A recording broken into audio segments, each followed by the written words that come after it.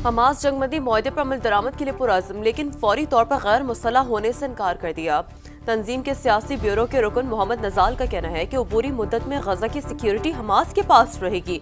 एक इंटरव्यू में उन्होंने कहा कि गजा की तामीर नौ के लिए 3 से 5 साल की जंगबंदी जरूरी है। इसराइली इनखला के बाद सिक्योरिटी खला को पुर करने के लिए हमास का जमीन पर होना नागुज़ीर। इसके बाद आम इंतखाबात होने चाहिए। मोहम्मद नजाल ने कहा कि गमालियों की लाशों को रोकने में कोई दिलचस्पी नहीं, तकनीकी और लॉजिस्टिक मसाइल की वजह से ताखीर का सामना है कि अबूरी मुद्दत में गजा की सिक्योरिटी हमास के पास रहेगी।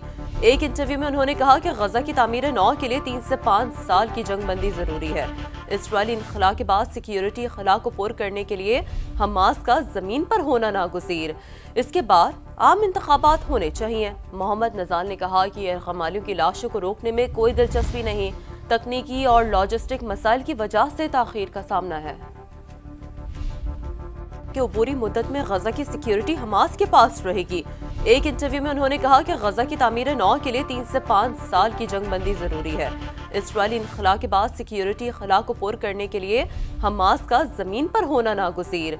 इसके बाद आम इंतखाबात होने चाहिए। मोहम्मद नजाल ने कहा कि गमालियों की लाशों को रोकने में कोई दिलचस्पी नहीं, तकनीकी और लॉजिस्टिक मसाइल की वजह से ताखीर का सामना है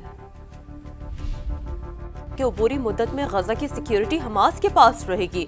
एक इंटरव्यू में उन्होंने कहा कि गजा की तामीर नौ के लिए 3 से 5 साल की जंगबंदी जरूरी है। इसराइली इनखला के बाद सिक्योरिटी खला को पुर करने के लिए हमास का जमीन पर होना नागुज़ीर। इसके बाद आम इंतखाबात होने चाहिए। मोहम्मद नजाल ने कहा कि गमालियों की लाशों को रोकने में कोई दिलचस्पी नहीं, तकनीकी और लॉजिस्टिक मसाइल की वजह से ताखीर का सामना है।